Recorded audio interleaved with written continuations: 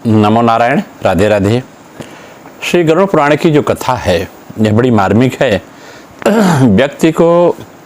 जब व्यक्ति मानव शरीर पाता है, 21वीं सदी के चकाचौंध में स्थित होता है, उसे यह नहीं पता चलता शुभ कर्म क्या है, अशुभ कर्म क्या है। और कर्म अपने स्थान, देश, काल, परिस्थिति के अनुसार करता है। वह यह समझ नहीं पाता इस कर्म का प्रभाव पुण्य देगा या पाप देगा, मुझे यमराज के मार्ग में ले जाएगा, कहाँ ले जाएगा। जैसे आप सोचिए, जैसे आपका जीवन है, अगर आप किसी रिश्तेदार के यहाँ जाते हैं 1-2 दिन, 5 दिन, 1 हफ्ते रहते हैं, उसी प्रकार से स्वर्ग आदि लोगों में, जो स्वर्ग आदि लोक है, वहाँ हमारी यात्रा हजारों हजार वर्ष होती है, कई कल्प तक रहती है।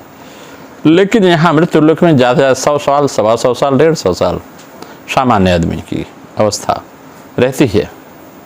तो इस 100 साल में जैसे मेहमानी की तरह ये है, अगर यहाँ अपने पथ को बिगाड़ देते हैं तो फिर हमें यहीं घूम घूम के 84 लाख योनि में घूमना पड़ता है।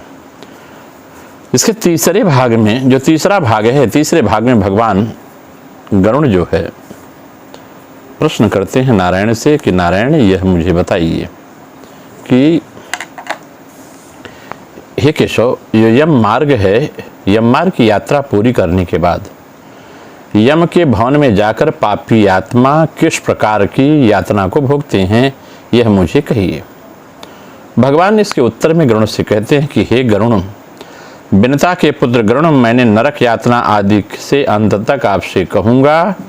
मेरे द्वारा नरक का वर्णन सुनने पर सुनने मात्र से तुम कांप उठोगे। इसलिए हे कश्यप नंदन, बहुभीतपुर के आगे 44 योजन में फैला हुआ धर्मराज का पुर है। हाहाकार करते हुए पापी आत्मा वहां पहुंचते हैं। उनके क्रंदन को, रोने चिल्लाने के, चघाड़ मारने की आवाज को सुन करके यमराजपुर के वासी जो भी हैं वो प्रतिहार द्वारपाल उनके पास जाके कहते हैं कि पापी के विषय बताते हैं कि पापी आत्मा आई हुई है आपके दरवाजे पर, जो चौथे मार्ग से जाते हैं। चौथे मार्ग पर स्थित धर्मराज के दूत बताते हैं धर्मराज के द्वार पर हमेशा धर्मध्वज नामक प्रतिहार स्थित रहते हैं। वह द्वारपाल जाकर चित्रगुप्त से उस प्राणी के शुभ अशुभ कर्म की बात बताते हैं। उसके बाद चित्रगुप्त भगवान उसके विषय में धर्मराज से निवेदन करते हैं। चित्रगुप्त भगवान कहते हैं कि नास्ते का ये नरातार्च महापापरत सदा तंश सर्वान् यथा योग्यम सम्यक जानत धर्मराट। कहते हैं, हे प्रभु, गरुड़ कहते हैं, भगवान कहते हैं कि हे तार्क्ष, जो नास्तिक और महापापी हैं उन सभी के विषय में धर्मराज यद्यपि भली भांति जानते हैं। वे भी चित्रगुप्त से उन प्राणियों के पाप के बारे में पूछते हैं। सर्वज्ञ चित्रगुप्त, जैसे हमारे यहाँ डेबिट क्रेडिट का हिसाब बैंक में होता है, पाप पुण्य का हिसाब चित्रगुप्त भगवान के पास होता है। कायस्थ समाज के लोग भगवान चित्रगुप्त की विशेष पूजा करते हैं। श्रवण श्रवणी से पूछते हैं। श्रवण श्रवणी कौन है? कि श्रवण ब्राह्मण पौत्रा सर्वभू पाताल चारिण दूर श्रवण विज्ञाना दूरदर्शन चक्षुष। कहते हैं जो श्रवण श्रवणी है, ब्रह्मा के मानस पुत्र हैं। ये स्वर्ग, पृथ्वी, आकाश में विचरण करते हैं और दूर से ही व्यक्ति को सुन लेते हैं आवाज़, उनके चित्र को देख लेते हैं, उनके नेत्र सुदूर के दृश्यों को भी देख लेते हैं। ये विचरण करते हैं पूरे ब्रह्मांड में। श्रवणी नाम की उनकी पृथक पृथक पत्नियां हैं, उन्हीं के स्वरूप की भी देख सुन लेती हैं। श्रवण के समान ही है। वे स्त्रियों के सभी प्रकार की चेष्टाओं को तत्वतः जानती हैं। मनुष्य छिप कर अथवा प्रत्यक्ष रूप से जो कुछ करता है वह सब श्रवण श्रवणियाँ चित्रगुप्त से बताती हैं। इसलिए व्यक्ति को सोचना चाहिए कि हम अकेले नहीं हैं, कभी अकेले नहीं हैं। 5 ज्ञानेंद्रियाँ, 5 ज्ञानेंद्रियों के देवता, 5 कर्मेंद्रियाँ, 5 कर्मेंद्रियों के देवता, शब्द स्पर्श रूप रस गंध के देवता और एक मन आत्मा के साथ जो लगा हुआ है। यह 16 दुनी 32 हमेशा हमारे साथ रहते हैं। व्यक्त, तत्व और देवता ये हमारे साथ नित्य विद्यमान रहते हैं, ऐसा वेदों ने कहा है। मनुष्य छिप करके, ये सब मनुष्य से छिप करके श्रवण श्रवणी सारी बात चित्रगुप्त को भगवान को बताते हैं।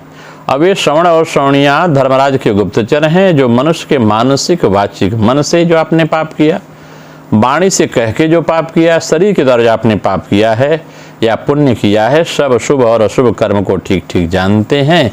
अब वे सभी जाकर के धर्मराज से निवेदन कर देती हैं। मनुष्य और देवताओं के अधिकारी वे श्रवण श्रवणिया सत्यवादी हैं, वे झूठ नहीं बोलते। उनके पास ऐसी शक्ति है जिसके बल पर वे मनुष्य के सभी कर्मों को बतला देते हैं। इतने बड़े साधक हैं वो। व्रत दान और सत्य भजन से जो मनुष्य उन्हें प्रसन्न करता है, इसलिए जीवन में व्रत करना चाहिए, दान करना चाहिए, सत्य बोलना चाहिए, सत्यम प्रियम, सत्य बोलना चाहिए, सत्यम व्रतम सत्य परम त्र सत्यम। उसके प्रति सौम्य और स्वर्ग प्रदान करने वाले हो जाते हैं ये श्रवण श्रवणी, ये सत्यवादी श्रवण श्रवणिया पापियों के पाप कर्म को जान करके धर्मराज के सामने सीधे सीधे यथावत कह देने के कारण ये पापियों के लिए बड़े दुखदायी होते हैं। पुण्यात्माओं के लिए श्रवण श्रवणी तो अच्छे होते हैं, लेकिन जो पापी आत्माओं के लिए दुखदायी होते हैं। और इतने नहीं है भैया, हमारे साथ बहुत सारी प्रकृति के तत्व हैं जो वहाँ गवाही देते हैं। इसलिए इन तत्वों की भी पूजा करनी चाहिए। उनसे पूजा करेंगे तो ज्ञान मिलता है, अनुसरण होता है, कृपा प्राप्त होती है और हम मार्ग से भटकते नहीं हैं। जैसे हम किसी गार्जियन के साथ किसी तीर्थ यात्रा में जाएं, यात्रा में अनजाने हों, फिर भी उनको ऐसा मार्गदर्शन रहता है कि हमें कोई भटकने की जरूरत नहीं होती। हमें नहीं लगता कि हमें कहाँ जाना है, कैसे जाना है। ये माता पिता या हमारे पुरजन परिजन के लोग, हमारे मित्र लोग वहाँ सहजता से हमें पहुँचा देते हैं। उसी प्रकार से जो तत्व हैं, जो हमारे विद्वान सूर्य चंद्रमा इत्यादि हैं, नक्षत्र ग्रह ताराएँ हैं, पृथ्वी लोक है, देवी देवता हैं, 10 दिक्पाल पंच लोकपाल हैं, ये सब हमें मार्गदर्शन करते हैं। इनकी पूजा करनी चाहिए।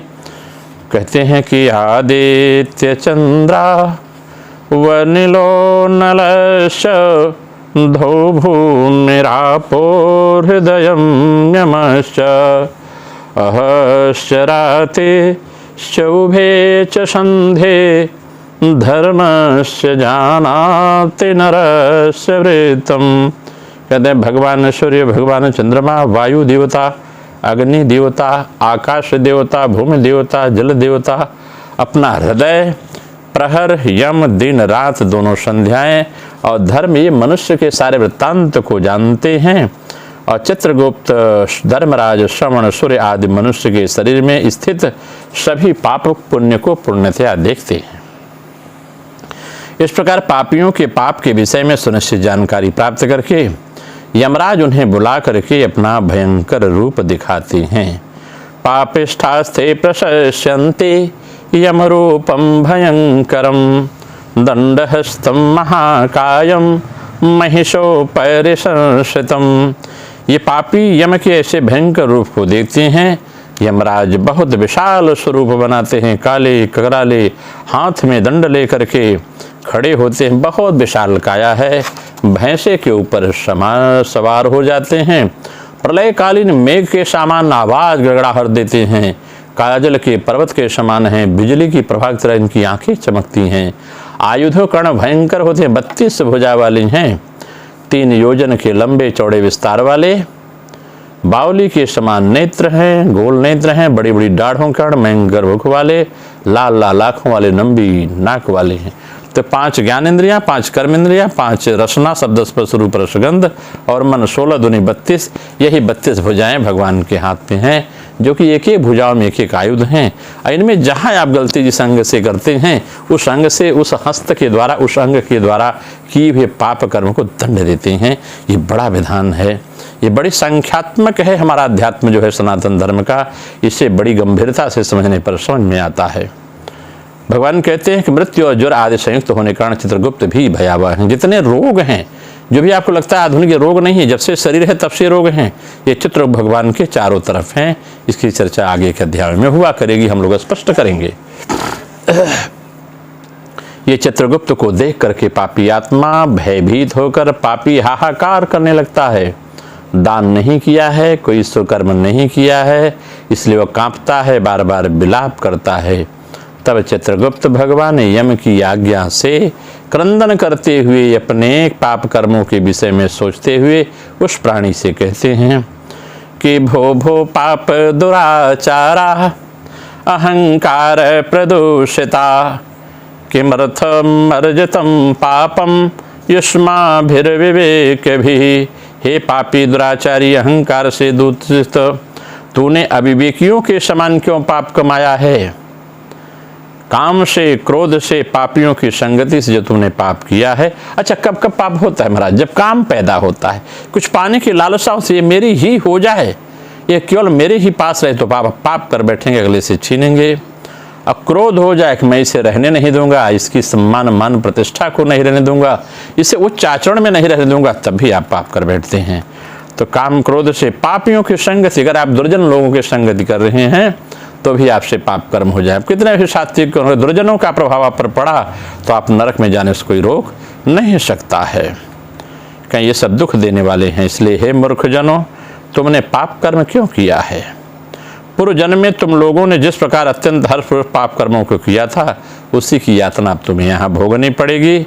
इस यातना को भोगने से तुम विमुख नहीं हो सकते, तुम्हें भोगना ही पड़ेगा। तुम लोगों ने बहुत बड़े पाप किए हैं और ये पाप ही तुम्हारे दुख के कारण हैं, इसमें हम लोग कारण नहीं हैं। तुम मूर्खे पी पंडिते वापी दरिद्रे वाश्रयान्विते सबले निर्बले वापी समवर्तीयम स्मृतः। कहीं मूर्ख हो, पंडित हो, दरिद्र हो, धनवान हो, सबल हो, निर्बल हो, यमराज सभी के साथ समान व्यवहार करने वाले हैं। इसीलिए भैया यमपुरी के अंतिम जो यमपुरी का जो प्रथम सोपान है वो शमशान से शुरू होता है, उसका नाम शमशान, जहाँ सबकी शान बराबर होती है। राजा, रंग, फकीर, दुष्ट व्यक्ति, सज्जन व्यक्ति सब एक ही स्थान पर उनकी चिता लगती है, वे जलती हैं। इसलिए भगवान का यमराज का जो पहला घाट है शमशान, वहाँ शम की शान बराबर हुआ करती, इसलिए उसका नाम शमशान पड़ा है। सबके लिए बराबर है, किसी के लिए भेद नहीं है। जो जैसा कर्म करता है वैसा उसे फल दिया जाता है। और हम लोग समत्व में यह सोचते हैं कि पापी हो या अच्छा, सबको बराबर ही देखो।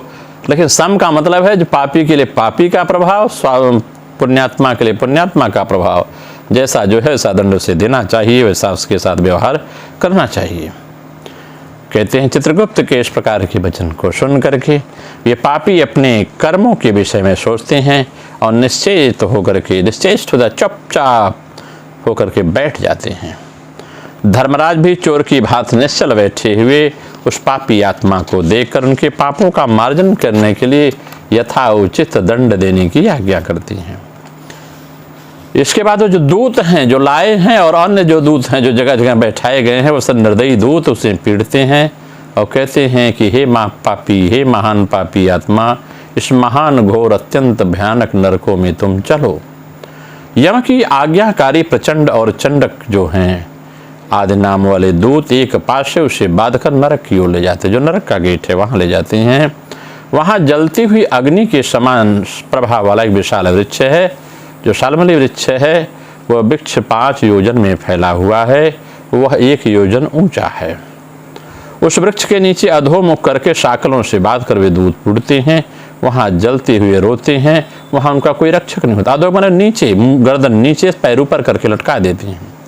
कभी कभी मन में विचार आता है, भगवान कहते, गीता में भगवान ने कहा है, देखो मैं किस मार्ग में व्यक्ति जा रहा है उसे नहीं रोकता, मैं स्वतंत्र हूँ, निष्प्रिय हूँ। जैसे उसके पंचभौतिक तत्वपूर्ण कर्मों का भोग है वैसा वो करेगा, मैं रोकता उसे नहीं हूँ। तो एक सामान्य सी बात है, जैसे हम लोग अच्छा बुरा क्यों नहीं समझ पाते, यहाँ उल्टे लटकाए जाते हैं फिर भी नहीं समझ पाते, वहाँ उल्टे लटकाए जाएंगे। कारण यह है, अभी आपके हाथ में फ्रैक्चर इत्यादि हो जाए तो डॉक्टर लोग आपके हाथ में प्लास्टर लगा देते हैं ऑपरेशन करके, कहते हैं 1.5 महीने 45 दिन इसे नहीं खोलना।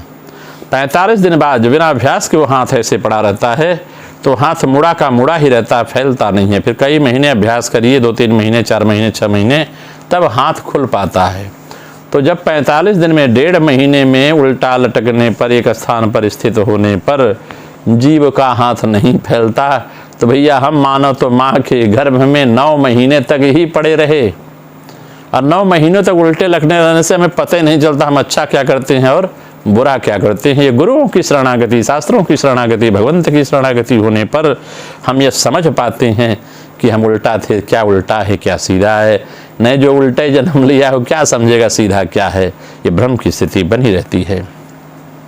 इस प्रकार उस वृक्ष के नीचे उल्टा करके पीटते हैं, कोई रक्षक नहीं होता।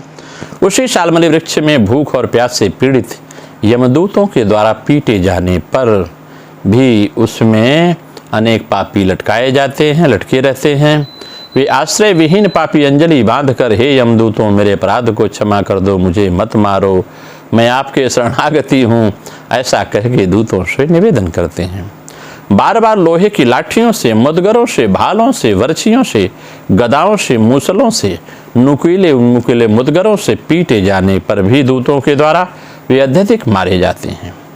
और मारने से जब चेष्टा रहित मूर्छित हो जाते हैं, तब उस मूर्छित पापी को देख करके यम के दूत कहते हैं, अरे दुराचारियों, पापियों, तुम लोगों ने दुराचार क्यों किया, दुष्कर्म क्यों किया? तुम्हारी एक मर्यादा है, सील है, संकोच है, माता पिता का आश्रय है, शरणस्थली है, कुल वंश की परंपरा है, मान सम्मान है, तूने उसके साथ खिलवाड़ किया, इसलिए हम तुम्हें पीटने से रोकेंगे नहीं, तुम्हारी विधिवत पिटाई करेंगे। ये दुराचार क्यों किया? सुलभ होने वाले, सब कुछ सुलभ था, जल था, अन्न था, सब कुछ था, फिर भी तूने दान पुण्य नहीं किया, गलत कर्म पर तूने पैर रखा। तो ग्रासार्धमपिनो दत्तम न स्वायाय शर्योर्बलिम नमस्कृतया नातिथयो न कृतम पितृतर्पणम। तुम लोगों ने आधा ग्रास भी नहीं किया, कभी किसी को, कौवे को, कुत्ता को भी अपने हाथ से बलि नहीं दी, भोजन नहीं कराया, अतिथियों को नमस्कार नहीं किया। चल लोग देखिए प्रणाम नहीं करते, पैर नहीं छूते। अनुज सहित प्रभु बंदन की आशीर्वाद पिता तब दीन्हा। प्रणाम करना चाहिए। प्रातः काल उठी के रघुनाथा, माँ तो पिता गुरु ना वही माँ था। आज भगवान रामचंद्र जी के चरित्र में था, आज हम लोगों के चरित्र में दूर होता चला जा रहा है। इसलिए माता पिता को चाहिए बालक को अभ्यास करावें, माता पिता, गुरुजन, पुरजन, परिजन, स्वजन के पैर को स्पर्श करावें, उनका आशीर्वाद ग्रहण करावें। क्या अतिथियों को नहीं किया, पितरों का तर्पण नहीं किया। एक बात बहुत संक्षेप में संकोच के साथ कहना चाहूँगा, मुझे हृदय से क्षमा करिएगा। इस कथा को सुनने से पितृदोष और नागदोष इत्यादि सभी नष्ट होते हैं, ये मेरा बहुत बड़ा भरोसा है। इसको आप लोग कथा को जरूर सुनेंगे और सुनकर अपने लोगों को सुनवाएंगे। सुनने से आनंद मिलता है, परिवार में कभी किसी की अकाल मौत इत्यादि नहीं होती, असमय शरीर नहीं छूटता है। ये पूरी कथा जो हम आपको श्री गरुड़ पुराण के माध्यम से दे रहे हैं, इसका एक प्लेलिस्ट होगा, उसमें आप जरूर देखेंगे, देखते रहेंगे, बार बार देखने से इसका लाभ मिलता है। अपने स्वजनों को भी दिखाएंगे। कहते हैं इस प्रकार से कहा कि आपने पितरों का तर्पण भी नहीं किया कभी। यमराज और चित्रगुप्त भगवान का कभी पूजा पाठ में ध्यान नहीं, इसलिए वेदियों की पूजा होती है आचार्यों के द्वारा, पुरोहितों के द्वारा, पंडितों के द्वारा, विद्वज्जनों के द्वारा जो पूजा की जाती है उसको नहीं किया, मंत्रों का न जप किया न करवाया, तो तुम्हें यातना क्यों नहीं मिलेगी? तुम्हें यातना सहनी पड़ेगी। कभी कोई तीर्थ यात्रा नहीं किया, कभी देवताओं की पूजा नहीं की, तीर्थों में मान सम्मान से नहीं रहे, तीर्थ में व्यभिचार पूर्वक रहे। तीर्थ में जब भी आप जाएं व्यभिचार पूर्वक न जाएं, वहाँ पर्यटन का एंजॉय नहीं है, वहाँ साधन भक्ति का समय, वहाँ साधना करें, भक्ति करें, प्रभु से अपने क्षमा मांगे, हे प्रभु मेरा कल्याण करना, मैं अपने ग्रस्त में रहकर जो भी गलत कार्य किया हो, जो जान अनजान में, वो सब क्षमा करना, हम आपके दरबार में आए हैं।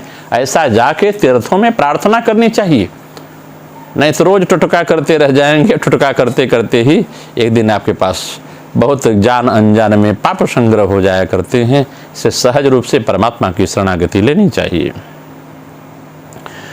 तो अतिथियों को नमस्कार नहीं किया, मंत्र नहीं जपा, कोई तीर्थ यात्रा नहीं की, देवताओं की पूजा नहीं, गृहस्थाश्रम में रहते हुए तूने गृहस्थाश्रम में रहकर हंतकार नहीं निकाला।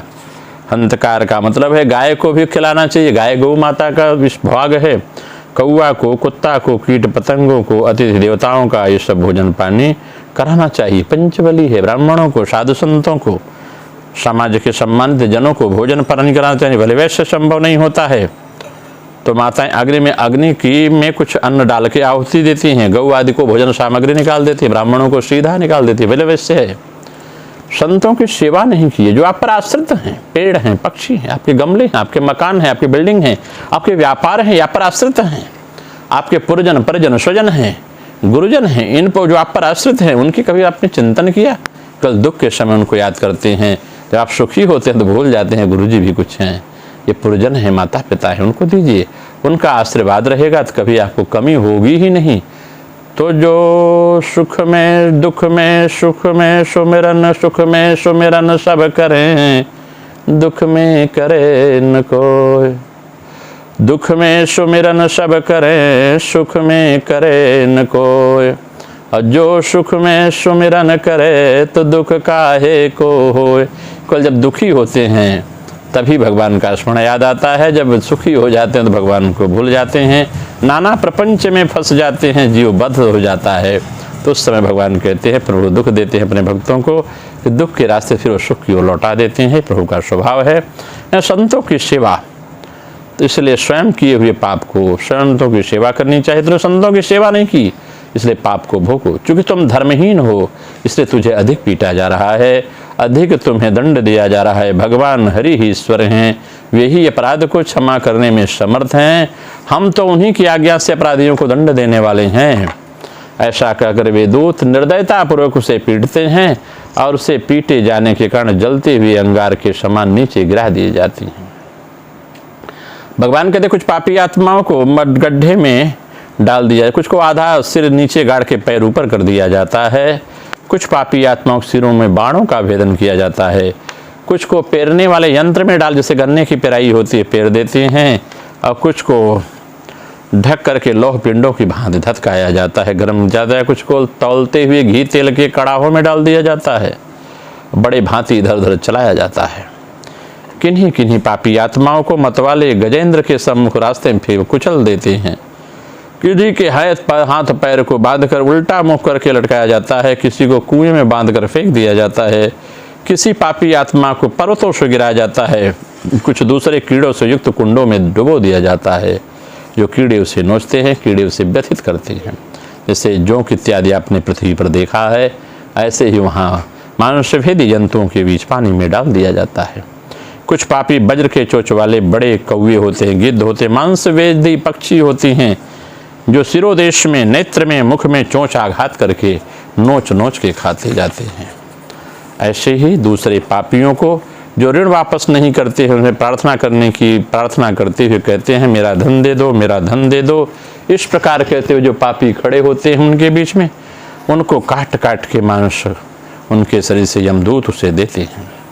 नरक में इस प्रकार विवाद करते हुए पापियों के अंगों को सड़सियों से नोच नोच कर यमराज के दूत उस मांगने वाले कर्जदारों को देते हैं। इस प्रकार उन पापियों को सम्यक प्रताड़ित करके यम की आज्ञा से यमराज के दूत खींच कर ताम्रश आदि घोर नरक में फेंक देते हैं। इसलिए कभी किसी से कर्जा नहीं लेना चाहिए भैया, अगर लिया है तो उसको दे देना चाहिए। पृथ्वी का भी हमने कर्जा लिया, जल का, अग्नि का, वायु का, आकाश का भी कर्ज लेके शरीर धारण किया है।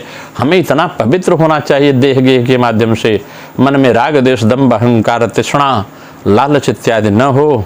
नहीं पता चला ये भी हमारे शरीर में रहेगा तो दोष हमें हुआ है, फिर हमें नोचेंगे। इस प्रकार से उस वृक्ष के समीप में बहुत दुखों का परिपूर्ण नरक है। उसमें प्राप्त होने वाले महान दुखों का वर्णन वाणी से नहीं किया जा सकता, जो हमने चर्चा किया है। ये तो कहने का हल्का स्वभाव है। बहुत घोर नरक की यातना पड़ती है उस पापी आत्मा को। इसलिए हे आकाश में विचरण करने वाले गरुण, नरकों की संख्या 84 लाख है। उसमें अत्यधिक भयंकर और प्रमुख नरकों की संख्या 21 है। कहते हैं तामिश्र नरक है, लोह शंकु है, महारौरव है, शालमली है, रौरव है, कुंगमल है, कालसूत्रक है, पूत मित्रिक है, संघात है, लोहितोद है, सविष संप्रतापन है, महानिरय है, काकोल है, संजीवन महापथ वीची, अंधतामिश कुंभिका संप्रतापन तथा तपन, ये 21 नरक हैं। ये सभी नरक अनेक प्रकार की यातनाओं से परिपूर्ण होने के कारण अनेक भेद इनकी चर्चा की। जैसा जैसा जो पाप करता है 21 विशेष नरकों में गिराया जाता है। अनेक प्रकार के पापों का फल इनमें प्राप्त होता है और यम के दूतों से अधिष्ठित यमराज के दूत पूरा पहरा देते हैं, वही दंड देते हैं। इन नरकों में गिरे हुए मूर्ख पापी अधर्मी जीव कल्प पर्यंत, यहाँ तो अधर्म करते जानते मैं वीर हूँ, लेकिन वहाँ कोई साथ नहीं जाता, न आपके हथियार साथ जाते हैं, न आपके साथी संघाती पापी लोग साथ जाते हैं। वहाँ अकेले जाके अकेले भुगतना पड़ता है, वहाँ अलग व्यवस्था है। कल पर्यंत व्यक्ति नरक यातना को भोगते हैं। तामिश और अंधतामिश तथा रौरवाद नरक की जो यातनाएं हैं उसे स्त्री और पुरुष पारस्परिक संघ के निमित्त बनकर के भोगते हैं। चाहे स्त्री पाप करे स्त्री भोगती है, पुरुष पाप करे पुरुष भोगता है। इस प्रकार कुटुंब का भरण पोषण करने वाला अथवा केवल अपना पेट भरने वाला व्यक्ति यहाँ कुटुंब और शरीर दोनों को छोड़कर मृत्यु को प्राप्त होने के बाद इस प्रकार का फल भोगता है। इसलिए जब भी आप जीवन में आएँ, सच कहता हूँ, केवल अपना पेट, अपने परिवार का पेट, अपने बाल बच्चों का पेट मत भरिए, दूसरों के प्रति भी जो समय निकले सोचिए। प्रेम का दान, श्रद्धा का दान, समर्पण का दान, त्याग का दान, स्नेह का दान। अगर अन्नदान, जलदान, द्रव्यदान नहीं हो पा रहा है, वस्त्रदान, तो ये भी दान आप कर सकती है। दान अगर देंगे, आदर करेंगे, दूसरे को यश देंगे, तो भी आप अच्छे व्यक्ति बनेंगे और नरक नहीं भोगना पड़ेगा। और जो क्रूर होता है, निर्दयी होते हैं, वे सभी नरक में जाते हैं। इस प्रकार से प्राणियों के साथ द्रोह करके भरण पोषण किए गए अपने स्थूल शरीर को व्यक्ति पापी, जो द्रोह करता है, संसार भगवान का बना संसार है, हम किसी को अगर सहयोग नहीं कर सकते, तो विरोध नहीं कर सकते, अगर ये भावना है तो पाप लगेगा, हमें ये नरक भोगना पड़ेगा। हम यह शरीर यहाँ छोड़कर पाप रूपी पाथेय को लेकर पापी अकेला अंधकार पूर्वक नरक में चला जाता है। तो पुण्यात्मा होगा तो पुण्य पाथेय होगा, पापी आत्मा होते पापी पाथेय होगा। पापी टिफिन लेकर आप जाएंगे तो पाप रास्ते से जाएंगे, पुण्यात्मा टिफिन लेके जाएंगे तो पुण्यात्मा रास्ते से जाएंगे। जिसका द्रव्य चोरी चला गया है, ऐसे व्यक्ति का भांति पापी पुरुष दैव से प्राप्त अधर्म पूर्वक कुटुंब पोषण से फल को नरक में आतुर होकर भोगना पड़ता है। तो जो पापी आत्मा है नरक में जाके भोगते हैं। केवल अधर्म से कुटुंब का भरण पोषण करने के लिए जो व्यक्ति प्रयत्नशील रहते हैं, वे अंधकार की पराकाष्ठा अंधतामिष नामक नरक में जाते हैं। केवल अपने परिवार के भरण पोषण के लिए आप दूसरे को अन्याय नहीं कर सकते, दूसरों को आप पीड़ित नहीं कर सकते। अगर आप करते हैं तो अंधतामिष नरक जैसा आपके लिए है। मनुष्य लोग के नीचे नरकों की जितनी यातनाएं हैं, क्रमशः उनको भोगते भोगते वह पापी आत्मा शुद्ध होकर पुनः स्मृति लोक में फिर पापी स्वभाव से जन्म लेता है। इस प्रकार यह कथा का तीसरा भाग संपूर्ण होता है। इस बात को यह विशेष गंभीरता पूर्वक, यही सब दोष है मनुष्य के, जो पितृदोष और कालसर्प दोष, ग्रह दोष के रूप में, आदि दैविक, आदि भौतिक, आध्यात्मिक त्रिविध त्राप के रूप में, दैव दोष के रूप में प्रकट होते हैं। इसलिए इससे सावधान रहना चाहिए। इस कथा को सुन के मर्म चिंतन करना चाहिए ताकि आपका कल्याण हो। नमो नारायण। राधे राधे। आप सबका मंगल हो।